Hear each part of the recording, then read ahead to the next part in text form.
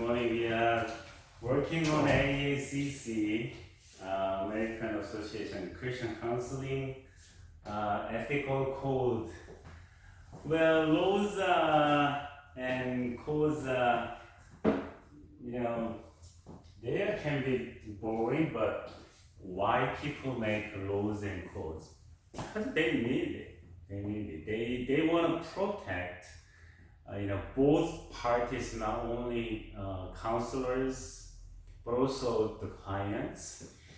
And at the same time, they want to do their job right, and they want to just keep the environment safe. That's why people are making laws and codes. So reading and just digging in the codes, ethical codes, is quite crucial. We have to know it, and clients have to know it.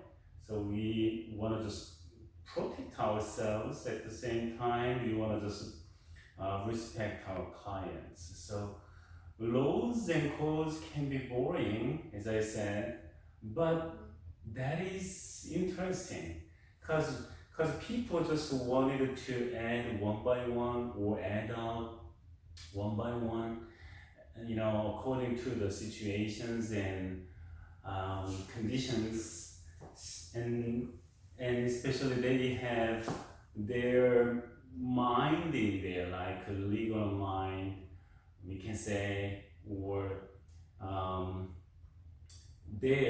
for example, APA or AACC, they put their kind of core minds in their laws and codes. So that is quite important and crucial.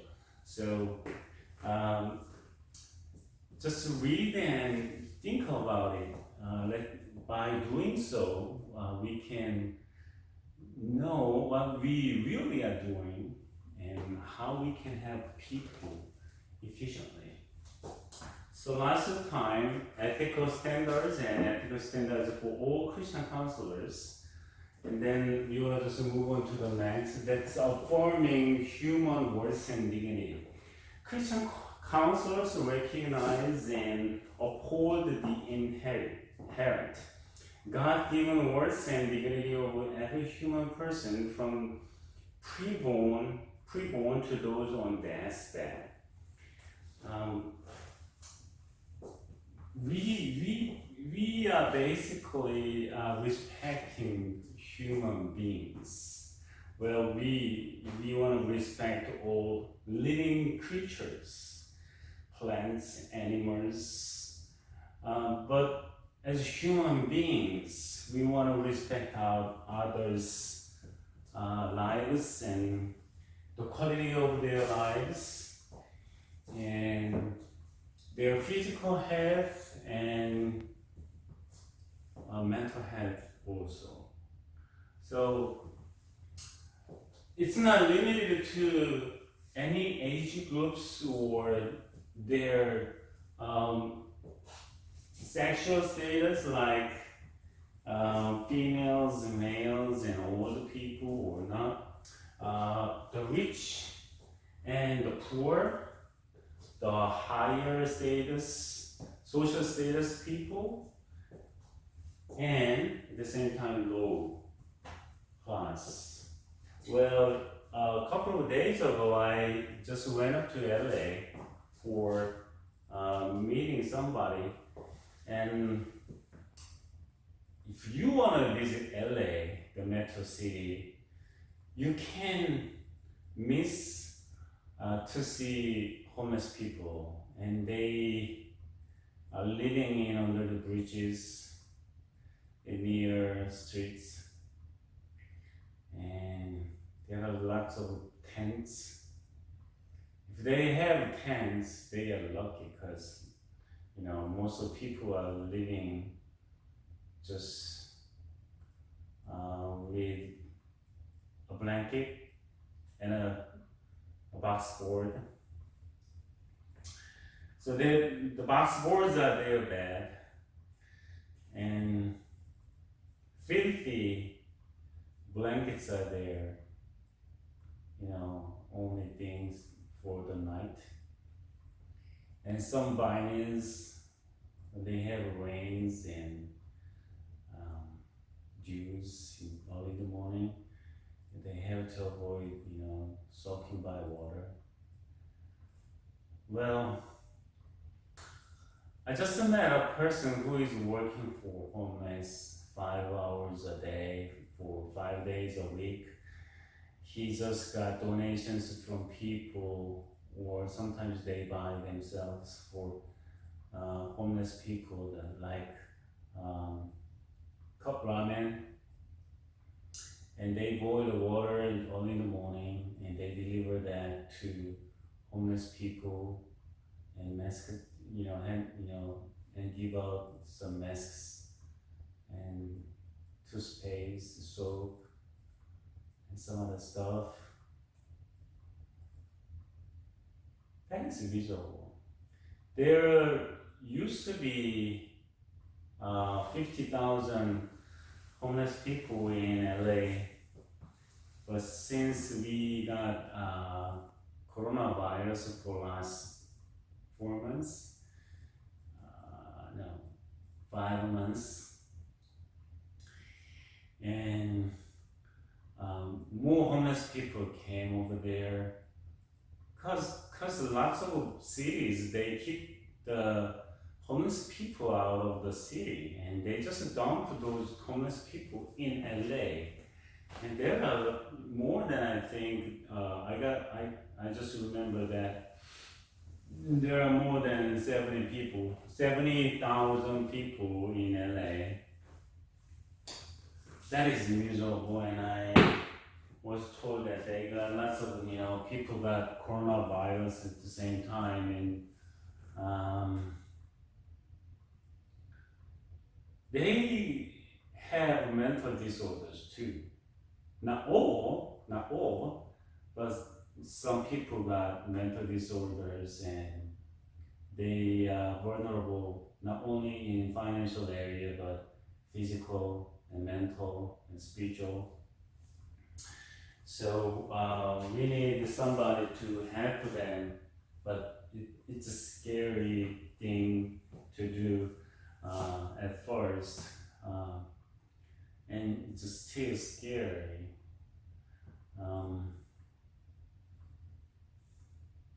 A psychiatric hospital in Korea, the doctor got killed by a patient because the hospital banned him to smoke, and he got angry, so he killed the doctor.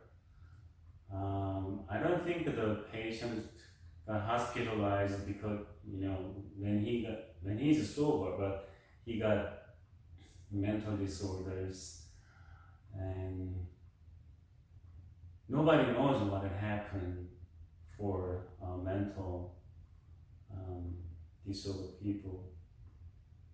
Anyway, they need lots of help, and Christian counselors respect and respect all people, including those homeless people, as a human being and as God's creatures, as God's people, whether they are believing in God or not. Okay? Human beings are God's creation, and consequently are due all the rights, respect, and ordered logic that this fact of creation entails. Therefore, Christian counselors express appropriate care towards any client, service inquiring person, or anyone encountered in the course of practice or ministry, without regard to race, ethnic, gender, sexual behavior or orientation, socioeconomic status, age, disability, marital status, education, occupation, denomination, belief system, values, or political affiliation. God's love is unconditional, and this level of concern, so must that be of the Christian counselors. So Christian counselors are supposed to respect all human beings. you know, but people are opinionated and people are selfish and people are, got stuck, the, the, the thoughts and beliefs they have, because we are limited also. We are not God. But as Christians and Christian counselors, we want to respect all people equally. That is hard, but we have to try to be equal in justice to our clients and fair to our clients.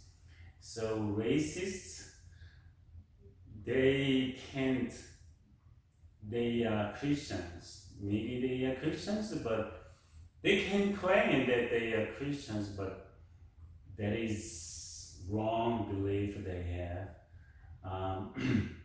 Because God loves all people.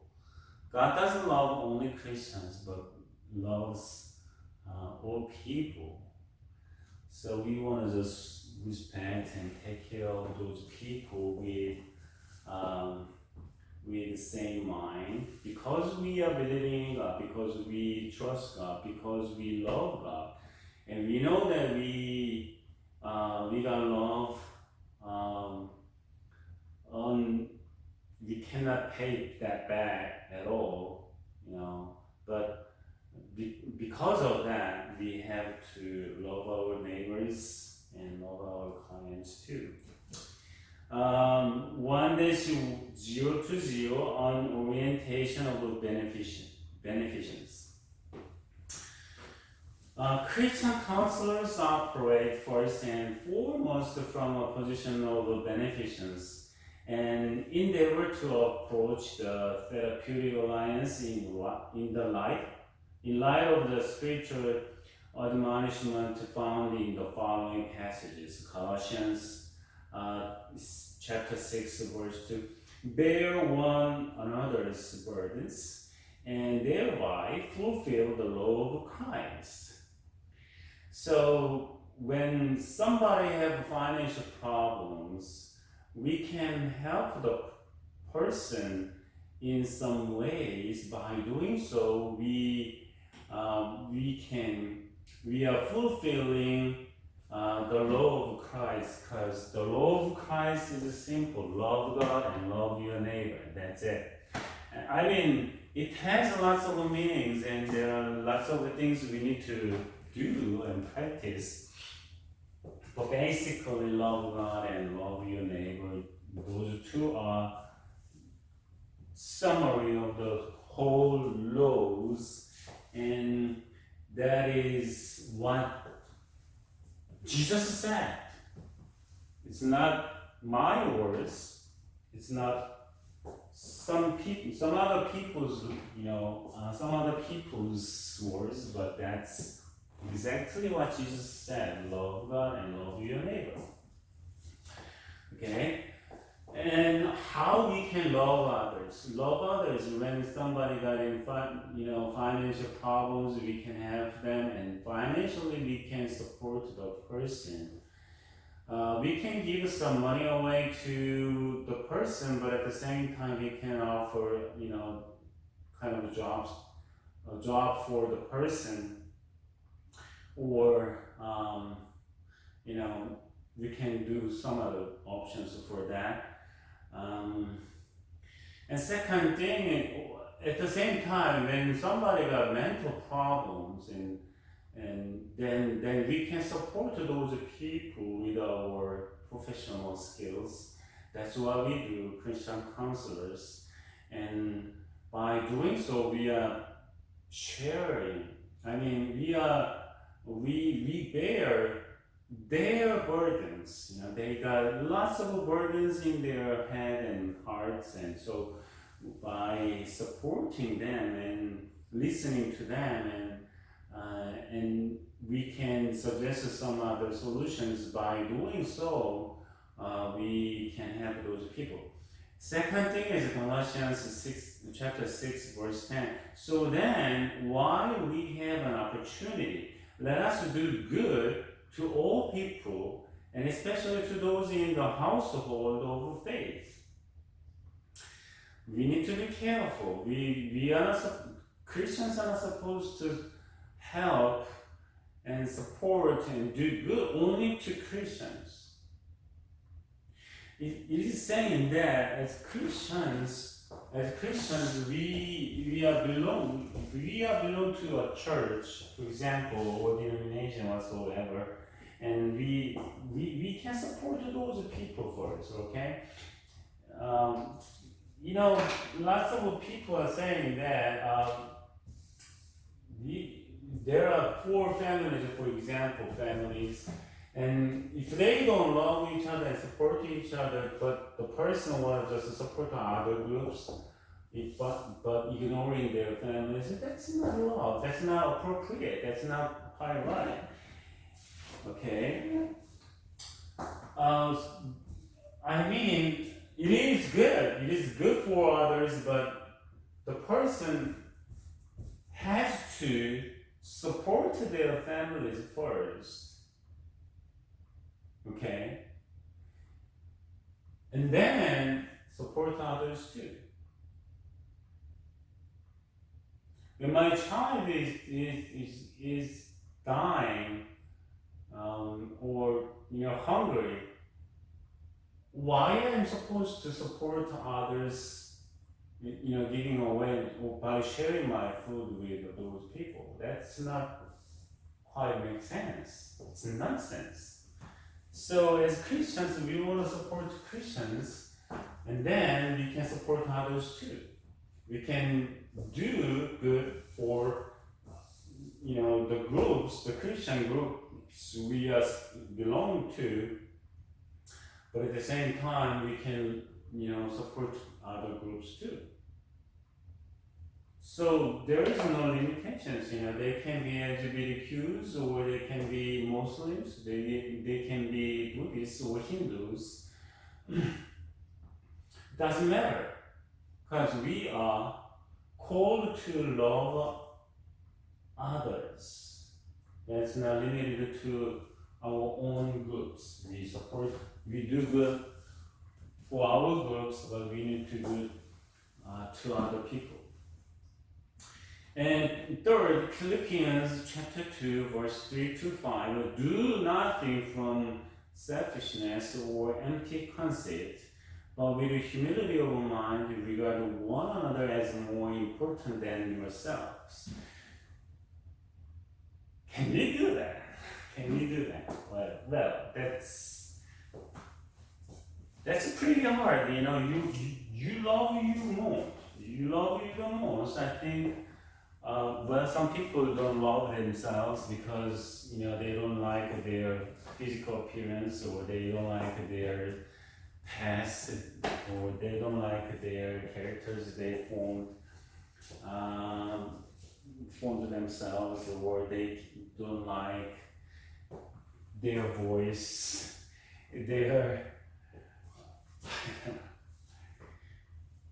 Well, I know my weakness, my physical weakness. I'm losing my hair or whatsoever, but you want to love yourself, which is good. But do you think you can love others than you? Do you think you can love others more than you love yourself? Or at least you love others as much as you love yourself. Well, God and the Bible is saying that you want to love others as much as you love yourself.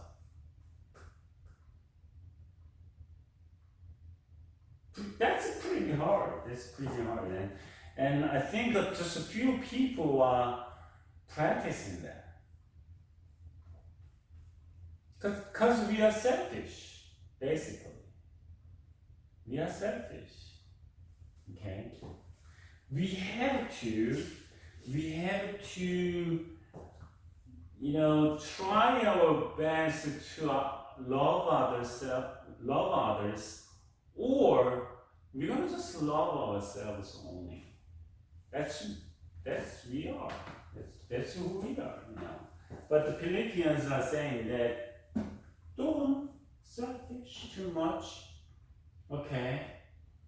Just try to just treat others at least as much as you treat yourselves. Okay? But with humility of mind, regard one another as more important than yourselves. Do not merely look out for your own personal interests, but also for the interests of others. Have this attitude in yourselves, which was also in Christ Jesus. Okay.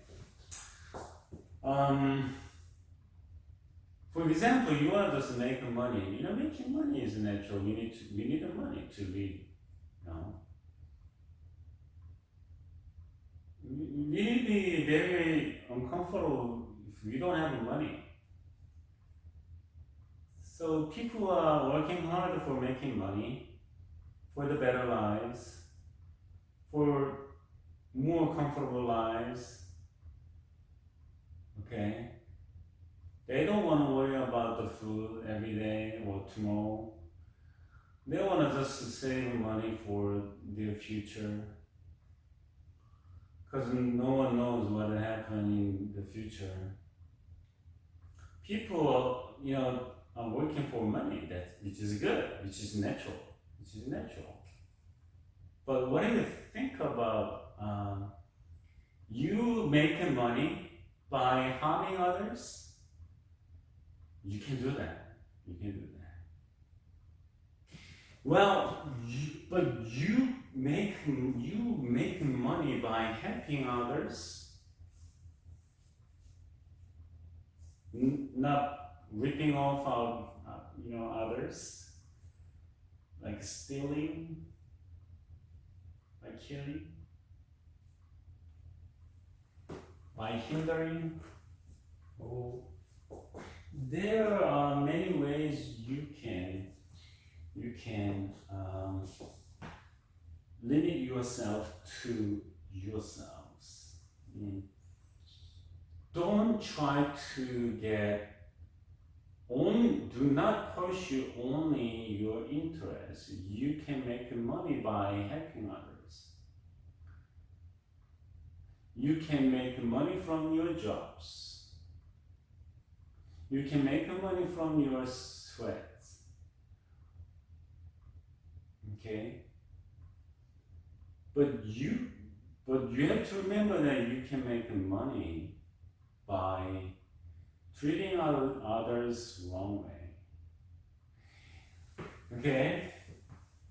And especially, you don't want to just rip off the vulnerable people, you know, who have mental problems, mental disorders. They are vulnerable, but you want to just thinking about the money in their pockets. But people do that. People do that. Doctors, counselors, politicians, schools, businessmen, sportsmen. They can do that. There is no limitation. All people can do that. But we have to choose. We have to choose to get our interest, but at the same time to respect others' interests too. It looks like a sermon, but it's the code. It's the code.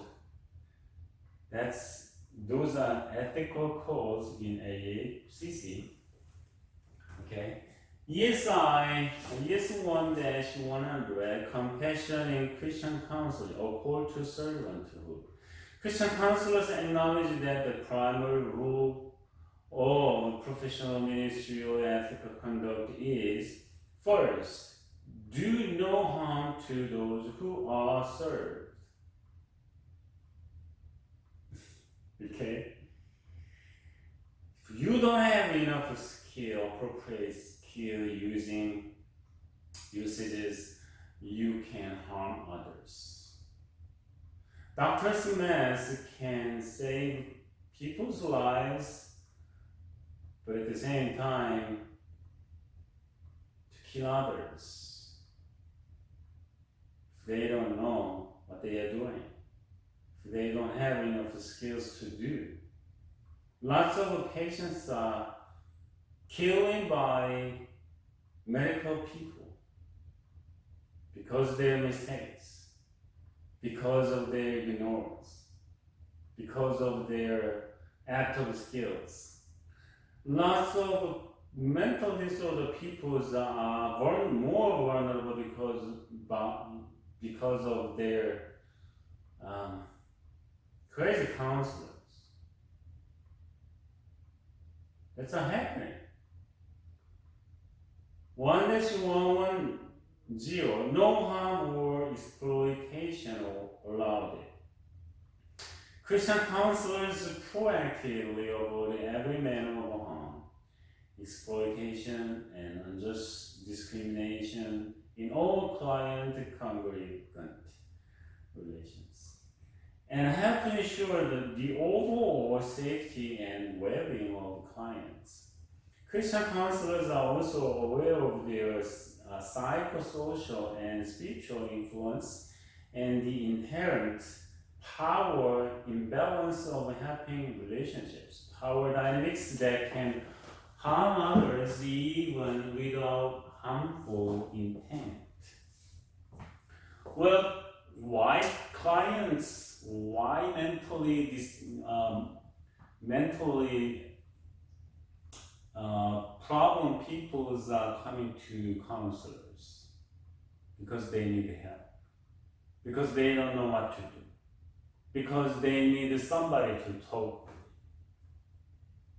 because they got something in their gut and in their mind, and it's about to explode. They don't know what to do. They can't control their daily lives, they can't control their emotions, they can control, they can have problems with lots of relationship.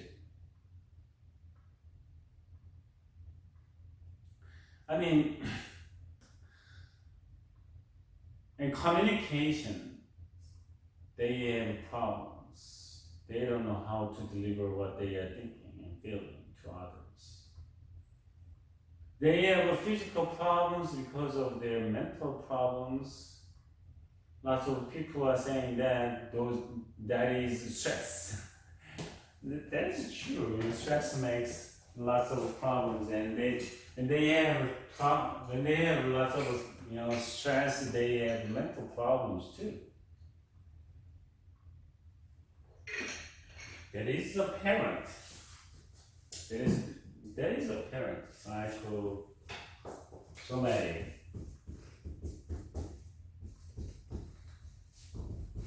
Psychosomatic problems. Psycho means our mind. Let's say that's mind. Somatic is body, physical.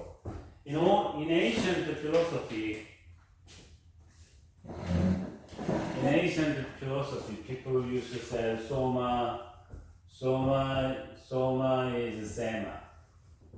Okay, somatic, that's body. Body is sema.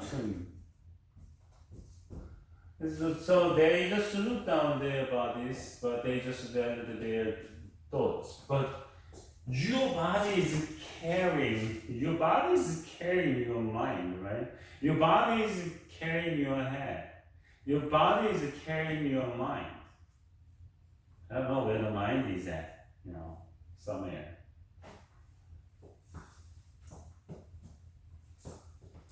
Especially they have kind of a dual, like mind and body. think mind is higher, body is lower, baby. But that is wrong. Your body is important. When you got hurt on your body, on your finger, and you got lots of stress. When you have a lot of stress, you can't digest well. You're gonna get headache. Your body will get stiff, right? Those are related. Those are closely related. So we have lots of psychosomatic problems. Not only psycho problem, not only physical problem, but we have psychosomatic problems. And when a researcher just try to study what will happen to long-term patients in hospitals, most of them have a certain level of depressions because they are on the bed and they can't live in their houses, but they are living in the hospital. They have to lie down on the bed, on the hospital bed, because they need medical staff's help 24 hours, 7 days a week. So when they got hospitalized 1 or 2 days, it's okay, they can get some, depressions too. But for long-term hospitalized people, the patients, they got certain level of depressions. Okay. So,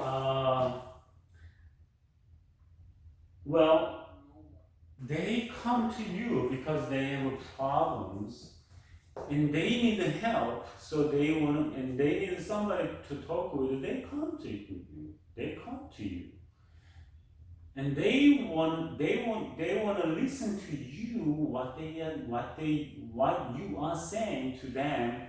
And if you say this and that, your words are gonna stay in their minds for a while, or that is pretty powerful influence to your patient, your client. Then, if you know that, do you think you can make a joke, or do you think you can just spell out some words without considering whether those are helpful for your clients or harmful to your clients? So we need to know, and we need some experience to help others, or they're going to be more vulnerable. Okay.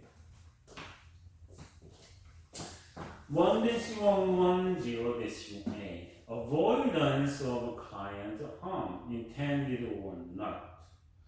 Well, we can harm our clients intentionally because you don't like your client, because you had similar problems with the people who are somewhat similar to your clients, and you have bad feelings.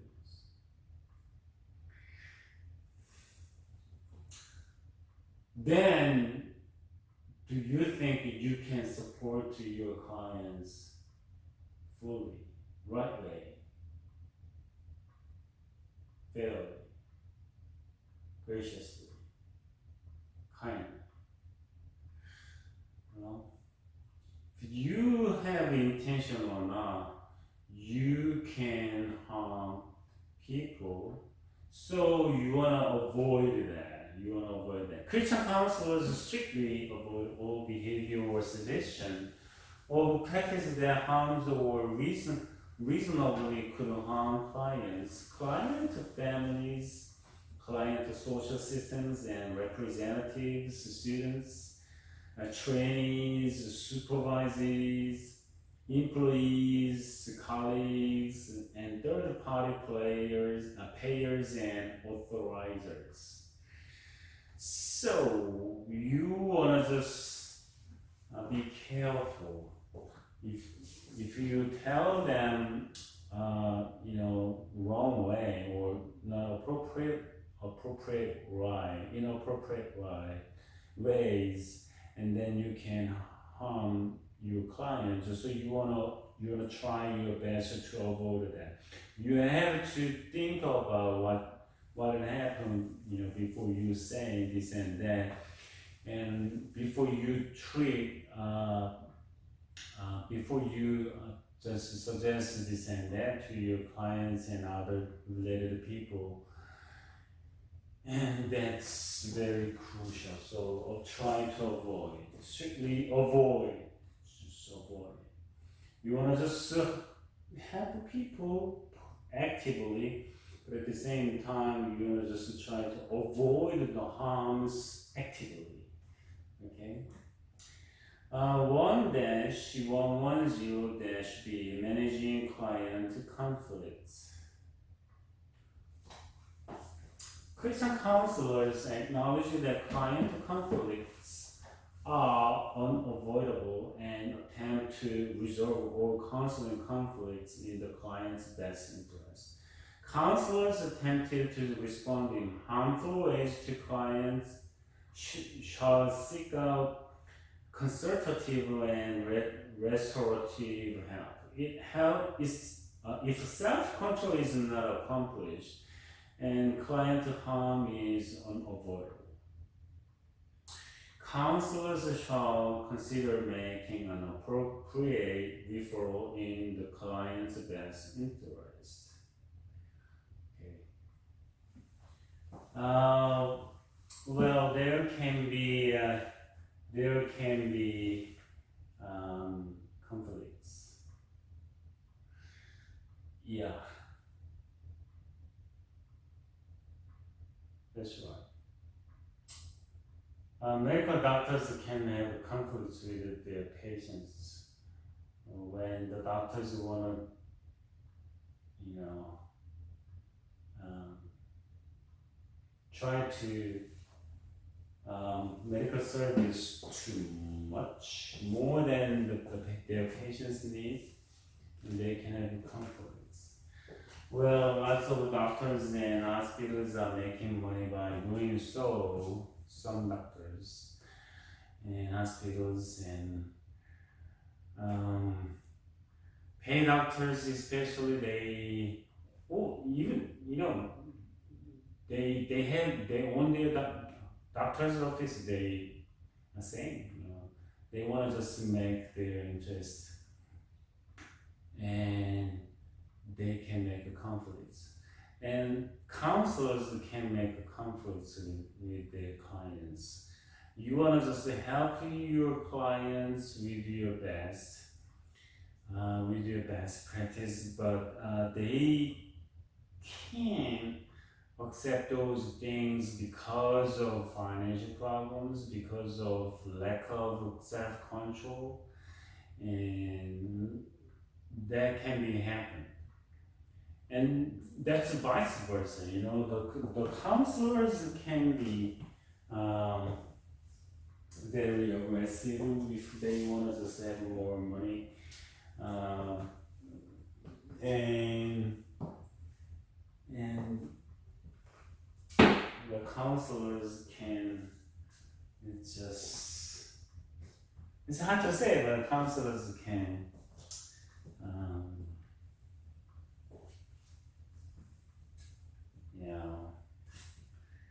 try to their interest only, so they can make the conflicts too. And when any conflicts happens, then you want to work with your clients the right way, or if you have any other staffs, you want to just have the staff resolve the conflict between you and your client. clients the right way, so that third party in your counseling office can talk with and try to resolve the problem clients. And if you can't make anything better, you want to just refer your clients to others. Because once you ruin the relationships, and if there is kind of a misunderstandings and kind of little hates happening, they are usually growing bigger and bigger, and you can't handle it. It doesn't happen to you, and it doesn't happen to your clients. So you better just refer your clients to others. But can you do it? You have to do it. You know the point. You know the point. If the conflicts between you and your clients stays there for a long time, you don't know how to handle it. You try to handle it, but you cannot make it. Your clients are stubborn. You can be stubborn too. Then how are you gonna just have the clients you have? You can't do anything. You're gonna just make more problems if you hold your clients longer. So you better refer your clients to others. Okay. 1-110-C. Action regarding clients harmed by other helpers. Okay. Christian counselors take appropriate action against the harmful behavior of other counselors and pastors. Well, pastors are there for helping people spiritually, mentally, and physically too. Because pastors want to help people, the church members, the whole people, not only spirit. Can you help people's spirit only? Where is their spirit at? Head, mind, or where? What is helping people's spirit, or helping people spiritual? So in Germany, long time ago, the pastors used to work with nurses, because when they cared their church members, they noticed that church members got sick, and pastors have no idea what's going on medically, so they wanted to get kind of professional advice from people. So they wanted to work with nurses, or kind of retired nurses. Church members can work with their pastors, so when they visit patients and their church members in hospitals or at home, they can see and notice, even check their body, so they can call 911, or they can call doctors, or they can send their church members to the hospitals, or they can just help their church members physically also, because psychosomatic, and that's spirit. You got a cancer and you can be healthy in your spirit? I don't think so. That's gonna be vulnerable. You got lots of cut, kind of long cut or whatever, bleeding, and you're gonna be disabled or not. But do you think that your spirit gonna be stronger? Well, that can be happened, but that can be really exceptional. Okay, The same thing, psychosomatic, spiritual. Those are all related. So, a church I know, actually I served the church when I was in Korea. The senior pastor was interested in helping church members physically also, not only spiritually. So the church actually built a social service center for the neighbors, for the community, and he just asked the church to hire a nurse, and so the nurse can work with the pastors, not only to senior pastors. So when other associate pastors visit other church members, they can see something happening, physical problem people and hospitalized people. They can get real medical advice from the nurse. Okay, so we called the nurse minister. Okay, and that is important. But think about this: pastors can harm church members. Medical doctors can harm their patients. Counselors can harm their clients. Then, if you have those kind of clients who got victimized by other pastors and counselors and doctors, and what are you going to do? They will act assertively to challenge or expose those who exploit others, especially those who are most vulnerable and or at risk, and protect the clients against harm wherever it is found, taking care of and support client decision making regarding curative action against the violators. You want to work for your clients. At the same time, you want to just protect your clients from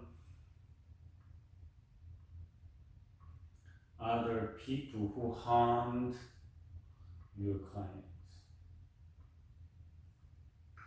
Well, some clients tell a lie, so you want to just discern it carefully.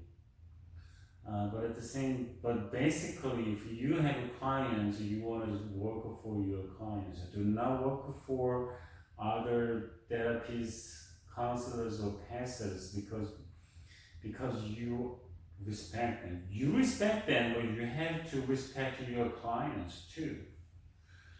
Basically, you want to just listen to your clients. If you don't doubt about their stories, you want to just protect your clients with your best. And try to protect try to protect your clients from those people who victim. To harm your clients. That has to be real practice. Do not assume or guess. Do not just say verbally only. You have to do it. And at the same time, you want to just tell your clients protect themselves from other people who harmed them. And then you can do more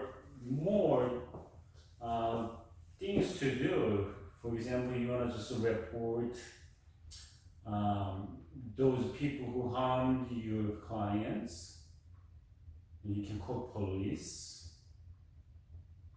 You can talk with your clients' lawyers and sue those people. they're gonna do it again. They're gonna do it again because they don't know it, or they know it but they do intentionally.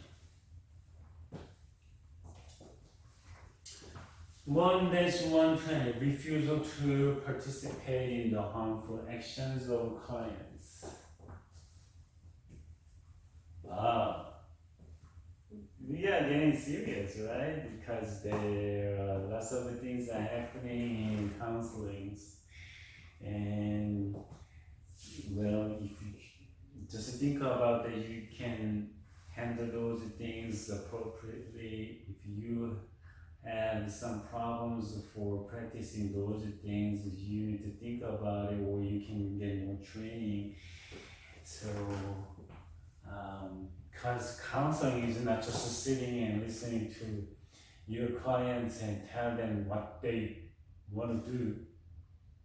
Okay? It's a professional job. And it needs lots of things to consider. Right? It's not just a storytelling. Christian counselors do not condone, advocate for, or assist the harmful actions of clients, especially those that imperil human life, and agree the protection of human life is always appropriate value in any professional or ministerial intervention. Clients who do or intend harm are not to be abandoned and should continue to be served in these troubles so far as it is humanly possible. When I was in high school, a friend of mine just told me that one of his friends, but I don't know the friend, one of his friends told him early in the morning before the first class starts, and he just told my friend that he's gonna stab his teacher, his room teacher, classroom teacher. Can you believe it? So my friend got left alone. Just do it. It's gonna be fun, and he really did.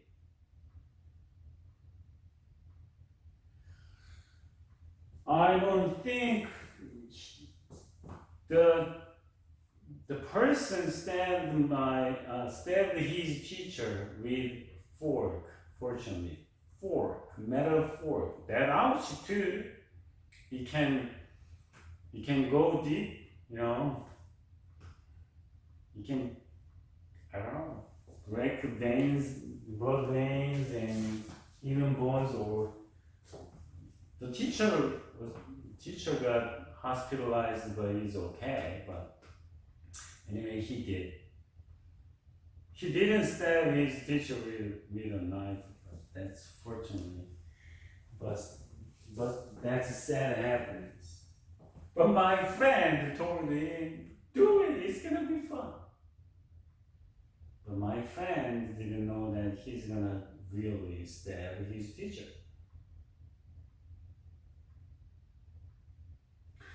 I don't think my friend made the guy to stab his teacher, but it was a kind of encouragement, right? You don't want to get involved in clients' harmful actions. Be careful. If they want to just harm others, your clients are gonna have lots of chances to harm others too. When a person says he wants to kill himself, and there are lots of possibilities the person gonna do that. There is a myth when a person says he's gonna die, he's gonna kill himself, he's not gonna kill himself, but they do.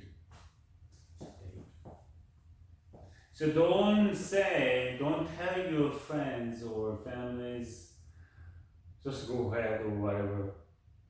I don't think you can do it, but they're gonna do it.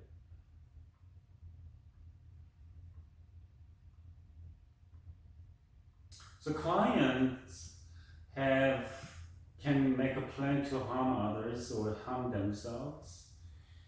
And counselors have to cautiously ask and just think what they really gonna do. Do you think they're gonna do? Do you have any plan for that? Did you prepare anything for that? How long you have that plan for? Okay. By doing so, what kind of tools or what kind of things you got ready for your planning done, and you're gonna just ask many things about their plans to harm themselves or others or both. So you're gonna just make it clear, whether they will really do it or not. If there is any possibilities, they're gonna just practice their plan to harm themselves or others. You don't want to support them, right? I know we don't want to support those bad activities, to harm themselves or others. But if we don't know it, if we don't misunderstand what's going on, we can encourage them, and then we can involve in their bad actions. So we need to be careful. Okay?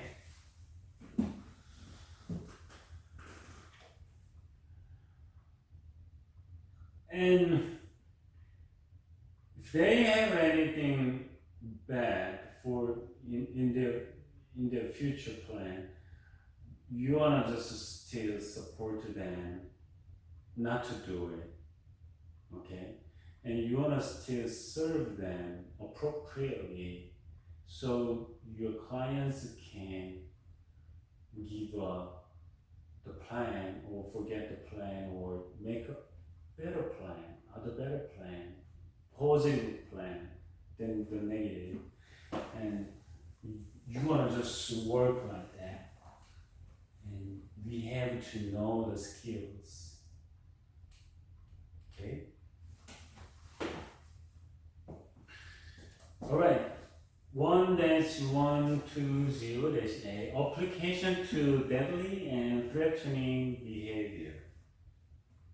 Christian counselors do not condone, advocate for, or assist the suicidal, homicidal, or assaultative, abusive harm done to self or others by clients, including that which is threatened by verbal or other means.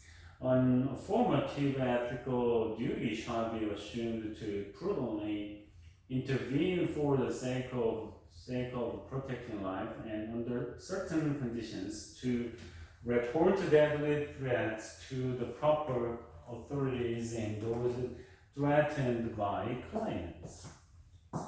If you got threatened by clients, you wanna just warn your clients, and at the same time, you need to think about, whether you wanna just report to your clients to any authoritative organizations,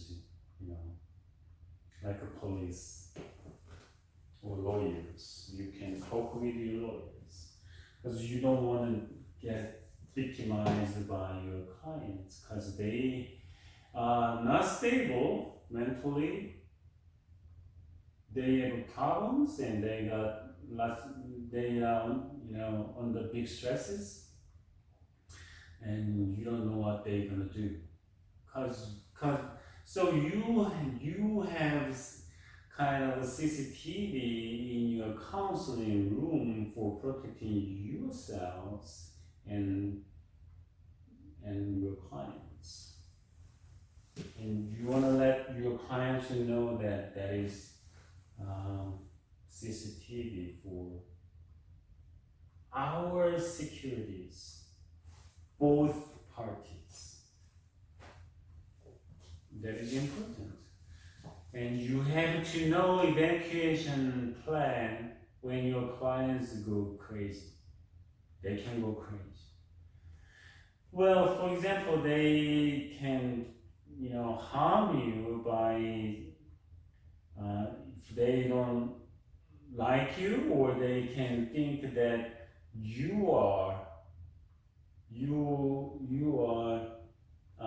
the betterers. They can get confused. They can get hallucinations, and if they have schizophrenia or whatsoever, then they think you look like their enemies, and they can take you too.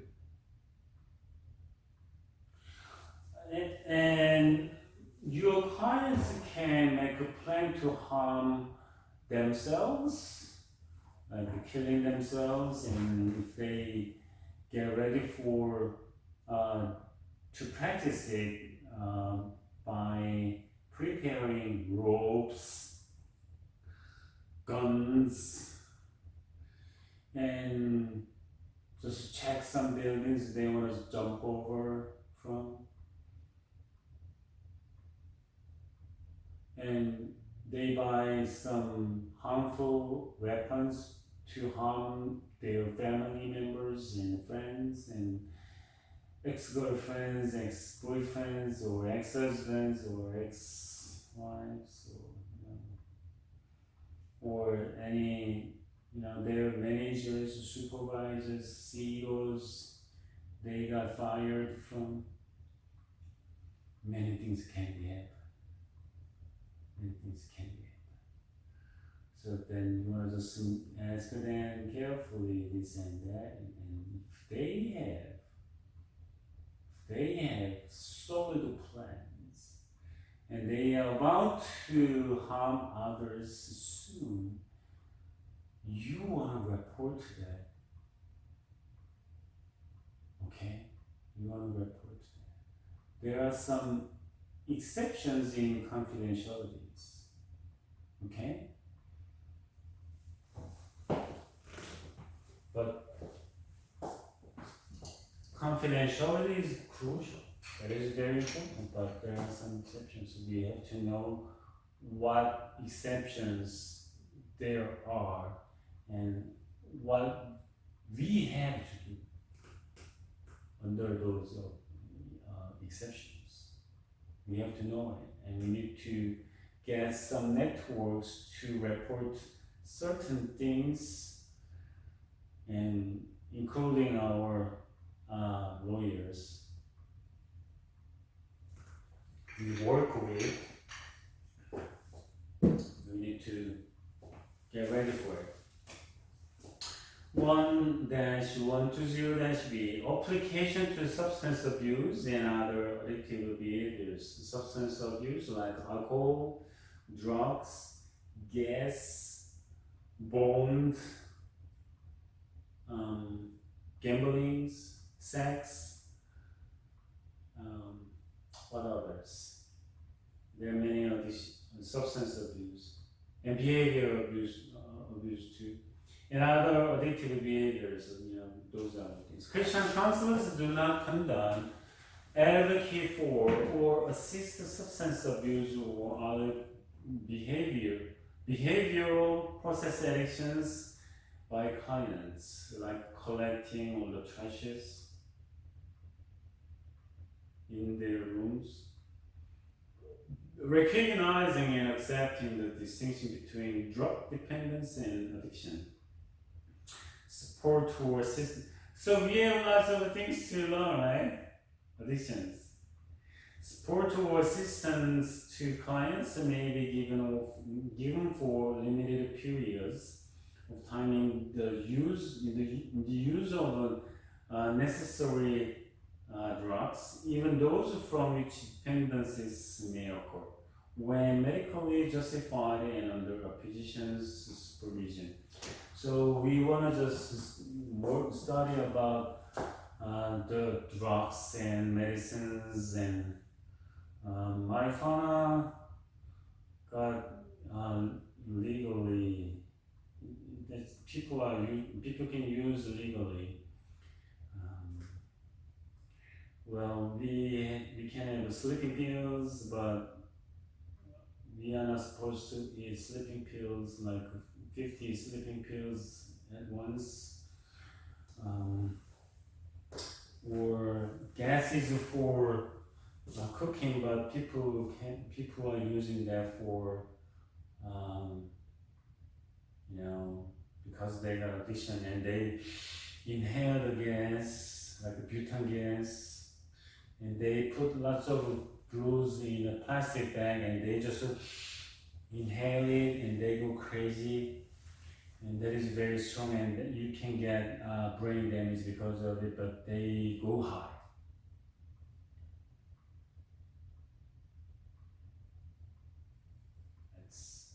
Or they go low.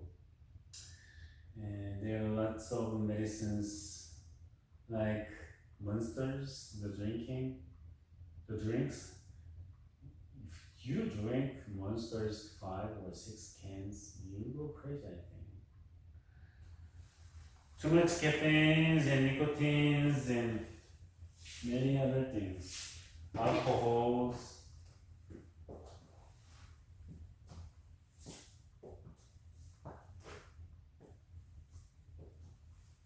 I saw a guy who got alcoholic and his wife is beautiful. His kids are beautiful.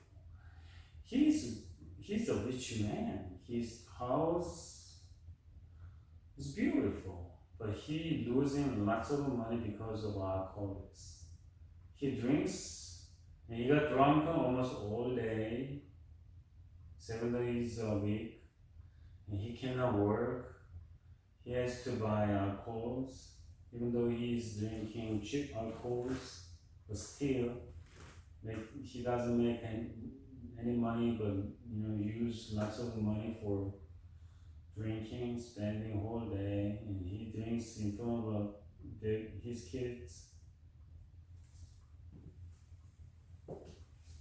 It's terrible. It's terrible. All right. So. When they have drugs, if you have anything suspicious, you wanna just talk with, you wanna contact their doctors too, so they can stop it, or reduce the dosages, something like that. And those are very important, right? 1-120-C application to abortion. Christian counselors do not condone or advocate for abortion or the abortion-related activities of clients, especially when the life of the fetus or a mother are not at risk or in jeopardy. Counselors will consider and inform clients of potential adverse consequences. Emotional and psychological consequences, including an increased risk of depression, anxiety, and suicidal ideation, as well as alternative means to abortion. Recognizing the client will ultimately be responsible for the decision that is made. As far as it is possible, counselors will continue to serve clients and work compassionately with them throughout pregnancy, whenever abortion is being considered, or whenever emotional and psychological post-abortion consequences may result from a particular decision. abortion for Christians, abortion is kind of killing, but there are some exceptions. When the mother got in trouble and problems and physically vulnerable, and it can be dangerous for mother's life, and abortion can be accepted, right? Because the babies, the fetus can be dangerous in mother's womb, and the mother needs to abort the baby in the hospital. That is another way of saving a mother's life. And you want to know, you need to build kind of a strong and big and wide networks with the organizations which is taking care of babies, orphanages or adoption agencies, or something like that, so the mothers can divorce their babies, but they can get support in the meantime. And after that, lots of high schoolers got pregnant, and some women in prison, they got in prison with their pregnancy, and then they can get pregnant. They can be pregnant in the prison in some ways, I don't know, but and then they can be protected. And so when you provide the counseling service to those people, not only mothers but also their fathers, and you can suggest lots of some possible options to them, and they can make decisions for that. Okay, so but Christian counselors don't encourage abortions. We accept the exceptions. Alright, that's for today. So we're going to continue to read and think about the cause, and cause are interesting, right? So there are lots of things we need to consider and get ready for that. So we can just provide the best counseling service to our clients who are vulnerable and in their physically, mentally, spiritually. So just think about to provide the best service Christian way that is interesting, and we're gonna just continue